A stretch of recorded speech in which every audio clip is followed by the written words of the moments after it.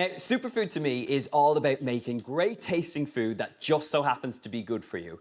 Quick cooking is one thing, but I want to take it up a notch and bring you a new playbook of recipes that do just that. I'll show you how to create easy to follow dishes that are perfect for your busy life. Eating healthy doesn't have to be boring, and there's a world of flavour ready to be discovered. Sometimes you just have to jump in.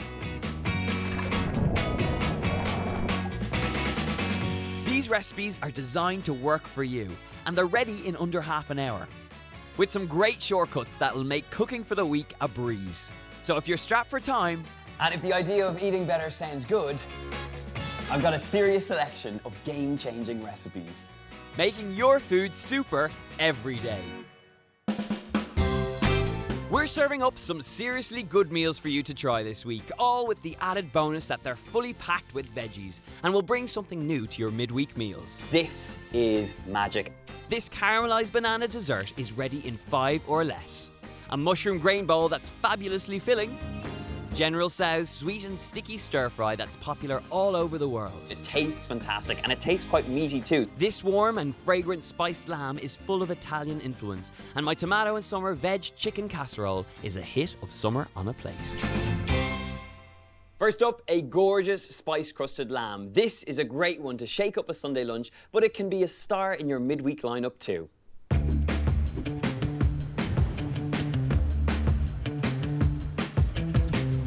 Get the fennel seeds and coriander seeds into a mortar and pestle and give them a good old bash. Get them into a bowl with the chili flakes and a tablespoon of olive oil. Give it all a good mix and then spoon over the lamb necks, making sure you cover as much as possible. Season generously with sea salt and black pepper and let it marinate for 10 minutes. Mix some lemon juice with a tablespoon of extra virgin olive oil alongside some red wine vinegar. Season it up with some sea salt and pepper and give it a good whisk. Chop up the tomatoes and scatter them onto the platter with the beans and then drizzle over that dressing. In an oven-proof pan, get the meat on a high heat with a little oil and sear it all over until it's nice and brown. Then pop it in a preheated oven at 180 degrees Celsius for about 10 minutes. Rest the meat for about 5 minutes after you take it out and then slice it up and toss it through that veg on the platter. Add some fresh basil for a pop of herby freshness and you're good to go. Just look at that gorgeous fragrant lamb teamed up with a punchy tomato salad, made in minutes. Time to bring a little bit of sunshine to your weekdays with this gorgeous braised chicken dish that is booming with sweet summer flavours, and best of all, it gives you 3 of your 5 a day.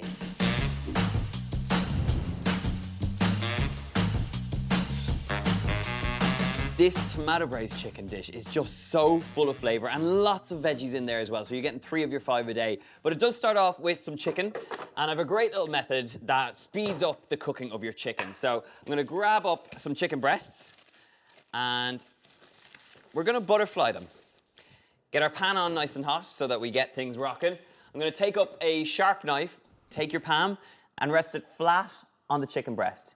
And then using the sharp knife, just open it out like a book. Grab up some oil, straight in the pan, and we're going to season that with a little bit of salt, a little bit of black pepper, and then get your chicken in.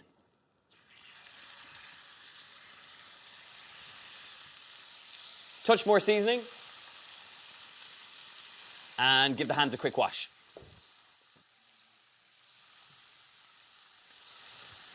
And you can see just how quickly this chicken cooks off. So we're going to grab this up and give them a quick flip. This is looking good now. Nice golden brown colour on that chicken. So it's time to talk veggies. Slice up the courgette and cut it into batties. Then grab an onion, remove the skin and cut into thin wedges. Get the veg into a bowl and then peel and crush a few garlic cloves. Pop them into the bowl and then grab a few fresh sprigs of thyme. The one ingredient that I feel brings the entire dish together is some fresh thyme. It works so well with tomatoes, but it particularly works well with chicken as well, so don't skimp on the thyme. Our chicken is now just about cooked through, so I'm going to take this out. Got lovely browning on our chicken pieces at this point.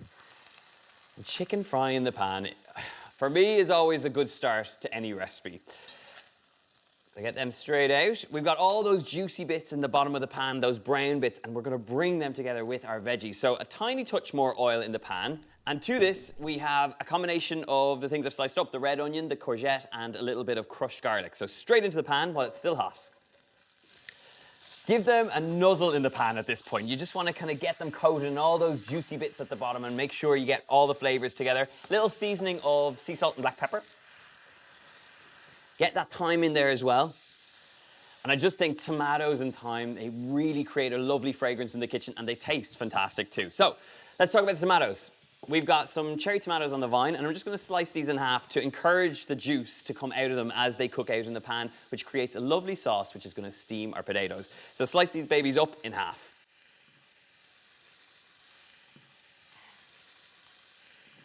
In with the tomatoes. Back to a little bit of nuzzling. And then just let those tomatoes get to know all the other ingredients in the pan, and slowly but surely the juices will come out. Now, potatoes, slice them in half and then half again. In with the potatoes. This is all looking pretty good right now. We've got lots of sweetness, so I just want to balance that with a touch of lemon zest. I'm gonna get our chicken back in. Just nestle them in amongst the potatoes, the tomatoes, the courgettes, all those great flavors. This looks fantastic, but we need to bring it together and cook it out, making sure those potatoes are nice and tender. So to do that, a touch of some chicken stock. Now you could add a splash of water, but if you have chicken stock, it's gonna add even more flavor.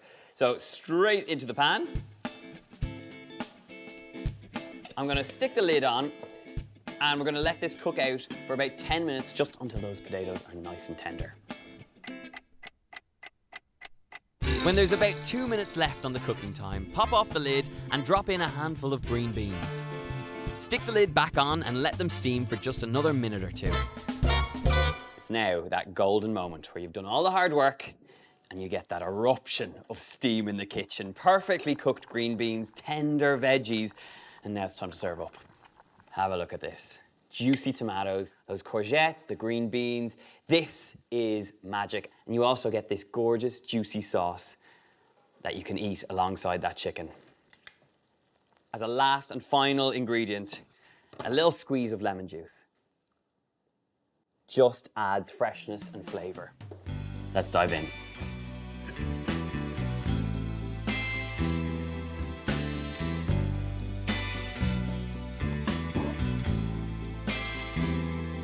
Simple, one-pan magic. A simple dinner done in minutes. Next up, some tips from the kitchen you won't want to miss. I'm gonna show you how your freezer can be your friend when it comes to getting ahead for dinner. This is all about those nights when you need food in a flash. Frozen peas will perk up a simple risotto perfectly. When the rice is tender, add in a cup full of peas straight from the freezer. Let them steam for a moment and then serve it up with a good grating of Parmesan cheese, a dash of extra virgin olive oil and a good sprinkle of black pepper. That for me is a winner any night of the week. If you're on a health kick or just need a speedy snack, grab a bag of frozen berries for an instant smoothie. Pop a banana and some yogurt in a blender with the berries and give it a good blitz. A great way of getting more berries into your diet. Last one is frozen gnocchi. This is very popular in my house and I love adding it in at the last stages of making a tomato sauce or ragu. They only take a minute or two to cook out and they really bulk out a meal with so little effort. Serve with Parmesan shavings and you've got yourself a meal in minutes. Mushrooms can split a household in half. Some love them and some hate them. I love them, my wife hates them, but the secret is how you fry that fungi.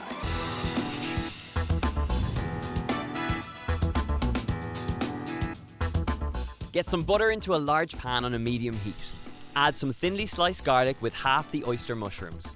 Even at half, it might look like a lot, but they will reduce very quickly and soak up all that buttery goodness. Let them fry until they start to brown and then add some paprika and give it a good stir. Set that batch aside and repeat exactly the same steps for the rest of the mushrooms in the bowl. Add a little more oil to the same pan. Get in there with some kale that has the toughest parts of the stem removed. Season with salt and black pepper and then stir it until it wilts down.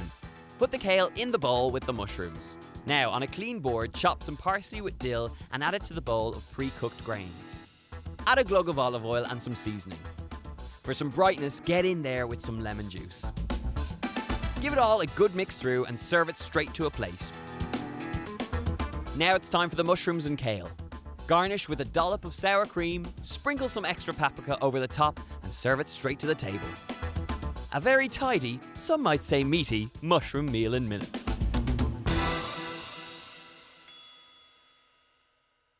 Coming up, we've got 2 more gems to lighten the load for you in the kitchen. General Tso's stir fry is a cracking sweet and sour veggie fix. And then you get a bit of chili up your nose. And a 5-minute meal challenge that's got it all. I'm gonna speed things up and try and go a little bit faster. This is my superfood in minutes. Perfect for food lovers and those of you who want delicious meals without the fuss. Next up, General Tso's stir fry. It's hugely popular in Chinese restaurants in the States and a great dinner fix if sweet and sour is your go-to.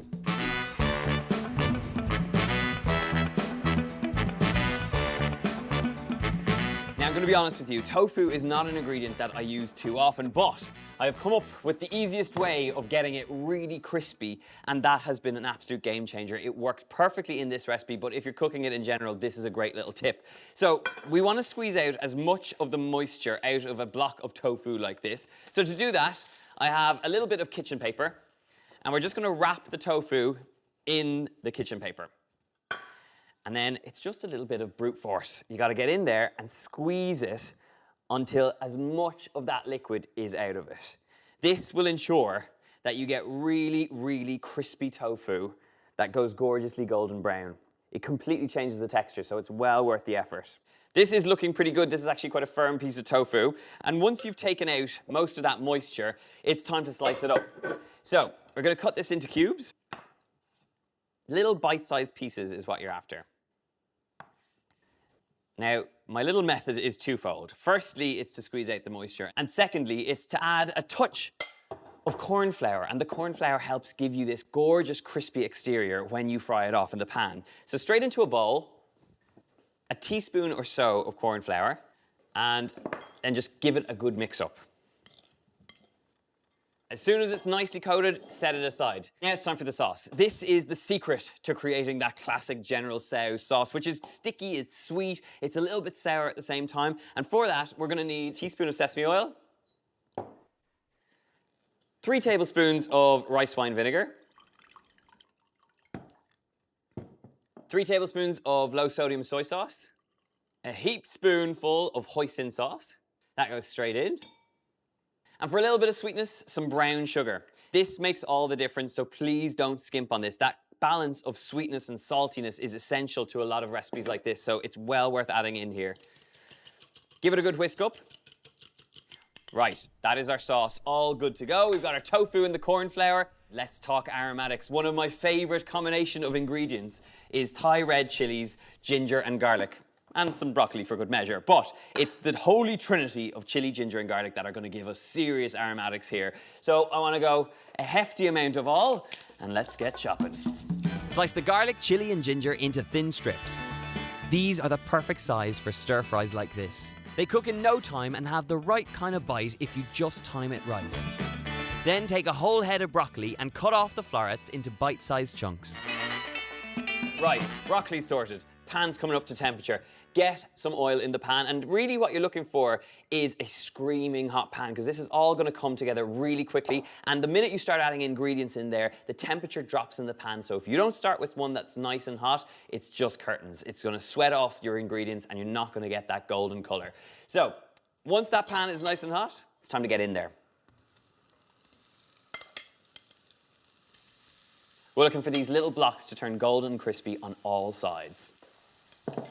This whole dish is actually vegan, so it's a really great one if you have friends coming around for dinner because it suits everyone. It tastes fantastic, and it tastes quite meaty too, so nobody's missing out. But if you're using it for stir fries like this, try and get your hands on the firm stuff because it's that will give you that crispy texture and will hold its shape when you stir fry it alongside some other ingredients. This is what you're after. Glorious golden goodness and beautiful pieces of tofu that have a bit of texture. So I'm gonna just transfer these out with a slotted spoon. You can hear the rattle of them as they hit the plate, and that's how you know you've got crispy tofu. We're gonna lose a little bit of that oil, so just pop that straight out, leaving about a tablespoon or so of it. And while it's still hot and it's smoking and we got all that action, straight in with some garlic, chili, and ginger. Give it a quick stir, and then you get a bit of chili up your nose, and you know you're cooking. This is where it needs to be. Straight in with the broccoli. Give that a good toss, get your broccoli involved. And just to start off the steaming action, I'm gonna add in a little splash of water. Give it a good shuffle. And to this, we're gonna get in there with that magic sauce that we prepared. And give it a little shuffle. The sugar in that sauce is gonna help reduce it, and it's gonna give you that really glossy, gorgeous, General Tso classic sauce. To maximise the heat without letting it overcook, pop the lid on for a tick to capture all that steam. This is where you need to be. That sauce should be viscous and bubbling, and your broccoli should be cooked through, and at that point, it's now time to get in there with the tofu. And literally, everything is done at this point, so just give it a good toss through, get those tofu pieces completely coated in that sticky sauce. Right, dinner is ready to serve. Nice bed of rice, glorious tofu, and the great thing is, it just soaks up all that sweet, sticky sauce. And look at that. The kind of food you want to cook. It's all the things you expect from a General Tso dish, but in tofu form.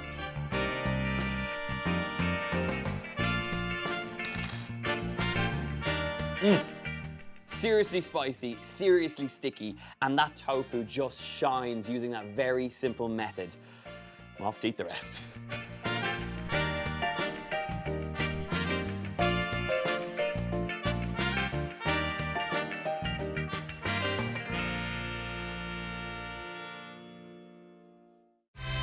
Four slap-up meals that are ready in a flash. General Tso's sticky stir-fry, all the flavours of summer in a light chicken casserole, warm and fragrant spiced crusted lamb, and a delightful veggie bowl of mushroomy goodness. It's a sweet treat for the 5-minute meal challenge today, and it's an absolutely gorgeous one. This is caramelized bananas with toasted sweet nuts and a cool vanilla yogurt. So I've got 5 minutes on the clock. Let's get cooking. Right, first job is to get our pans on nice and hot, and really important if you're gonna cook quick like this, that you have your pans heated up. We have some nuts, I've got some pecans, I've got some almonds, and I have some sesame seeds, which we're all gonna toast up.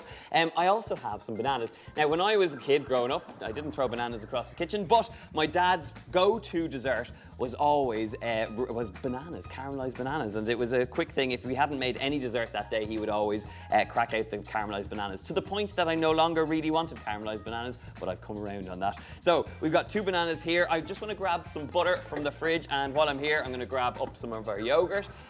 We want to get a little butter in the pan, but first up, just slice these bananas very carefully across lengthways, and we're going to caramelize them just like that straight in the pan. So very carefully with a nice sharp knife, you'll just get a nice slice across.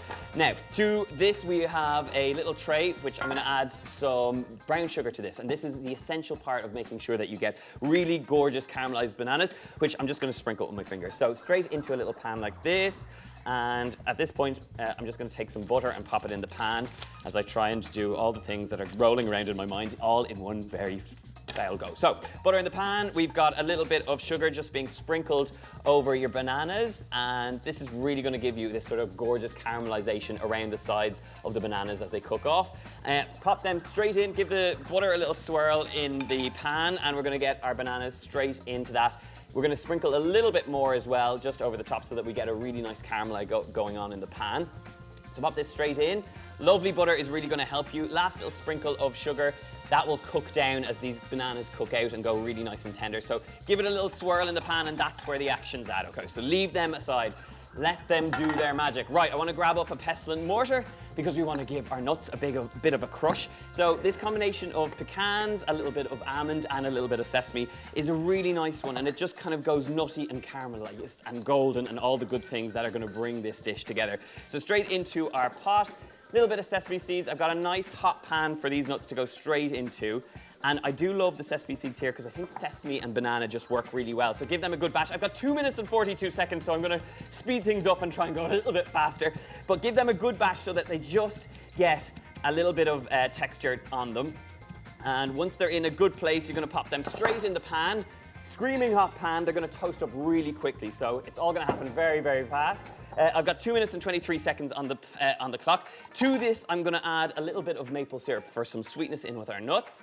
And this will make all the difference to that sort of sweet, nutty thing that's going on. So sizzle, that's where you're after, and you've got toasting going on. It's all good things. So our bananas are looking good at this point. I'm going to get straight in there, and we're going to very carefully turn these over. So take your time with this if you have it, which I do not have, with 1 minute and 52 seconds to go. We're going to flip these over and just cook them the other side. And look at that gorgeous golden brown you're getting in the pan. Right, I should have time to make up our yogurt, so I have no bowl, but that's okay. We're gonna grab up I'm gonna grab a bowl from somewhere. Hang on, we'll do it in this thing. And this is what happens when you don't have the things. Right, we're gonna grab our spoon up, pop out some of that Greek yogurt in here, and to this, with 1 minute and 32 seconds and very toasty nuts, in fact, which I could take off at this point. I'm going to remove them from the heat. We're going to remove our bananas there. We're going to cook out in the residual heat with our yogurt. I just want to add a little bit of vanilla to this. Now, vanilla is one of those gorgeous ingredients that, if you have to hand, really make a difference to the end product and your end dish. So take a sharp knife, use the edge, and we're just going to go all the way down here and pull out the seeds. The seeds here are really what give a kind of extra bit of indulgence to this dish. So really you're going the extra mile by adding the vanilla pod seeds in here. So pop them in, give them a little bit of a mix through. We've got bananas, we've got seeds, it's all going well. We've got 51 seconds on the pot. So we're just gonna give that a little bit of a mix through, and look at those little black seeds. That's where that bit of kind of decadence comes to this dish. Now, let's clean things up a little bit. We've got 40 seconds to go. So I'm gonna grab my spoon. We're gonna take up some of that beautiful Greek yogurt and just pop it straight in the center here. You're gonna give that a really nice swirl across the base of this gorgeous little plate. And this is gonna be a fantastic dessert. It's a lovely little brunch number if you want to do that as well. Just give it a nice little dollop in the center. And then we're going to take up those gorgeous bananas, which should be nice and tender at this point. So just take them up and over and pop them onto the plate. Look at that. I mean, that is a beautiful caramelized banana that just takes minutes to make. And I'm going to take my time because this is where it all comes together absolutely gorgeously. So take a moment. We've got out of time, and I'm just going to serve up with a tiny touch of those caramelized nuts over the top. Like that, for me, is a really gorgeous superfood in minutes dessert that you can make in no time at all, less than 5 minutes. I ran out of time towards the end, but I can guarantee you that is a dessert that people are going to want to tuck into. Enjoy. Next week, we've got even more winners for you. Honey and garlic chicken with serious sticky flavour. A speedy spaghetti perfect to whip up midweek. And to finish things off, a super sorbet that you're gonna love. A superfood dessert that is good to go.